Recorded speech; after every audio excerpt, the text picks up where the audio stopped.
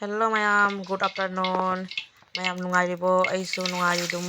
Ado ai kuire mini blog share toroktaba mayamda. Ado nasidi mini blog macha ama share tobirake. Ado asi imaina beguni hobra kangana sage mayam comment da habiro. Ar si leijigi mingdo I kawgre. Ado samaina tawna beson lupaga bora chaba hawani mayam. Do khatang khabani ki do damna khadabani ki. Do chaka chara di khangdabani ki.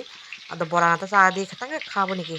ado aigi hainai dum bora haure aigi husband na purei misije kokila kaidagi kana na pire na do ka hore ai ado aigi haji bora tauna bora hauri haji ado hije samsam lawa tawdemi ado pore sana ge tamokta khamen baja tawgani akhogina bora to sana khamen baja chaka tola chaba he ma hainai do sana ge khamen baja loire akhogi beguni chu loire do khoi ngak lerga charani do mayamsu kana kana asi bora ja hinage asi leijege maming kari kauge du comment da habiro ai kawgare